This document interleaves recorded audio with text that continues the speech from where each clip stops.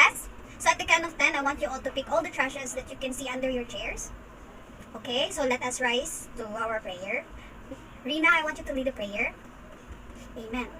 I will be checking your attendance, so say guapo or guapa when your name is called. Is that clear? Not following instruction will be the one to discuss what we had tackled yesterday. So how are you, class? Are you all fine? How's your day? Are you sure? Did you experience conflict today? Oh, I can see some did experience and some weren't. So before we start our discussion, can you still remember what we had tackled yesterday? Anyone from the class? Yes, Brando. Yes, very good. Keep it up, Brando. Anyone else? Yes, Juliet. Very good, Juliet. That's right. So how about another answer?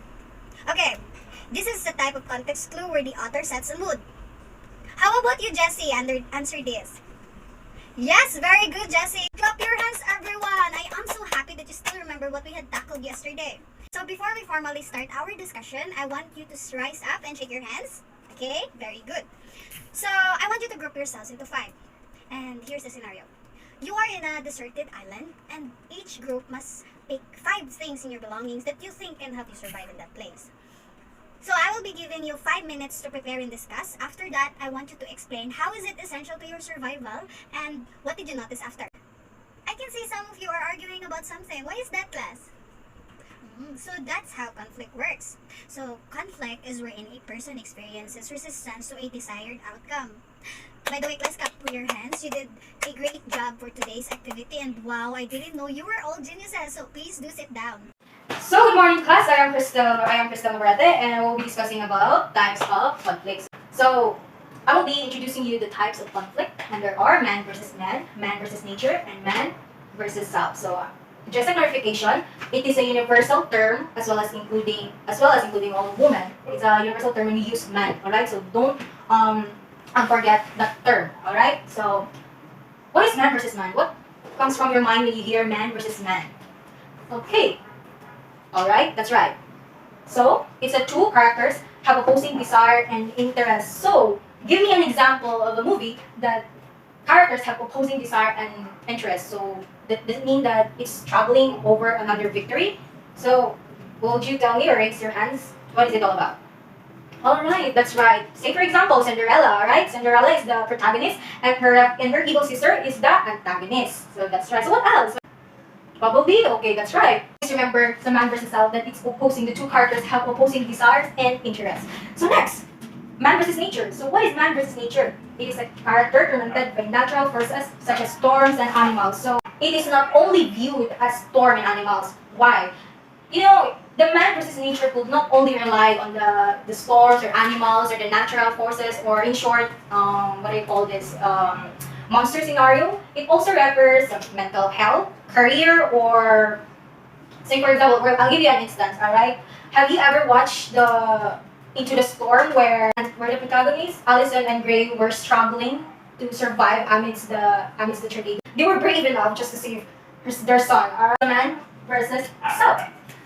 So any one of you will share to me what is man versus self. I know some of you will understand what man versus self is, because I know my students are so intelligent. Alright, that's right, Brando, that's right. Okay, very good, Brando. Please sit down. It's a conflict between your inner self. Oh, I forgot to ask you, students, how you would identify if it is external or internal conflict. So say for example, man versus nature. Is it external or internal? Alright, BJ, stand up. Alright, very good. It is external. Why is it external? Because when you say external, it is something big happens to you that is beyond our control. Very good, PJ. Please sit down. Clap your hands, people. Clap your hands. What is internal conflict? Okay. So, anyone? Okay, Ruby. Okay, what is internal? Alright, very good. Alright, so internal class is conflict between yourself. So, I will give you a layman's term of conflict between yourself. That is struggle between yourself. Alright? Alright. So, I forgot about it. Man versus man. Will you identify, is it external or internal? Very good, external. Clap your hands, people. Very good. So, we'll be discussing the third type of conflict, the man versus self. So, read conflict between your inner self, just what I've said, it is internal. So before we proceed, if it's internal or external, we will further discuss what is man versus self. It's a conflict between your inner self, may depend on the character, trying to decide between good and evil. So, will you identify if it's internal or internal or external? Oh my, very good, very good. Okay. Yes, yes, you're correct. But I want you to correct you that when we talk about man versus self, it's both external and internal. Because internal, it as obstacle, it forces the protagonist to deal with inner issue, to deal with the protagonist's inner issues. So that's what we call internal and external. That is beyond our control. So always remember that man versus self conflicts between your inner self. There are three types of associated conflict developed by Simon Freud. There are id, ego, and superego. When we say id, it's the desire that you really want to do. And when we say superego, that is the moral judge of wants. When we say ego, it operates the reality. It operates the reality principle. So, for instance, you want to explore something in your life that you are curious. Say, for example, you want to take drugs. You want to know how does it feel to take drugs. But when the ego starts, it comes from your mind that it's not good. So class, next we have the man versus machine. This conflict is about a man having struggle with a man-made machine. So class, do you have any idea about this conflict? Anyone from the class? Can you give a movie or be it a story? So how about Alita, the Battle Angel? That's a good example, right? Have you seen that movie? So the story is about a man-made machine, wherein Alita is the protagonist and Zapan is the antagonist. So Zapan in this story is so willing to kill this young cyborg, and everyone he sees, he kills them. So the next one will be man versus society. So this conflict is where the person is not just against with herself nor a man-made machine, but society as a whole. The best example for this is in a movie where two couples wanted to get married, but the side of their families are against about it, or there is a third party. Second example will be President Duterte and all the anti-Duterte. All those people na against his presidential or way of his presidential rather. So last we have the man versus fate. In this conflict class, the protagonist is working or struggling about someone's foretold destiny. In other words, the protagonist is somehow struggling or working about unescapable event or scenario to him or her. The best example for this is the Greek story about Homer, wherein gods could predict someone's destiny. So class, can you now identify the different types of conflicts? How about identifying the external and internal conflicts? Very good class. So are you now ready for our activity?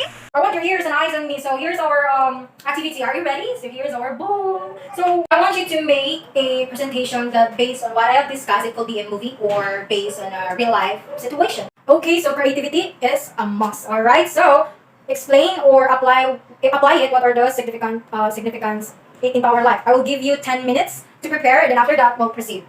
Okay. Break a leg, student. Wow, class, job well done. Tap your shoulder for a job well done, alright? Alright. So class, for our next activity, I want you to read every description of the story. And then I want you to identify the protagonist and the antagonist of opposing forces. And then I want you to identify what type of conflict is in the story. Is that clear? Okay, let's start. So do you have any clarification about our discussion? Oh my god, I'm so very happy that you may be able to understand what I have discussed. I want us to keep on your mind, students, that conflicts aren't just in negative but also positive. It will teach us to handle a situation in the near future because, conflicts is a crucial part for us to learn. Alright, so there is no easy way to achieve dreams, students. You may need to suffer along the way just to go through the goal that you really want to be. Always remember that you are the protagonist of your story. That will be all, students. Congratulations, you deserve all the love in this world, students. Okay, for your assignment, I want you to read your book on page 364.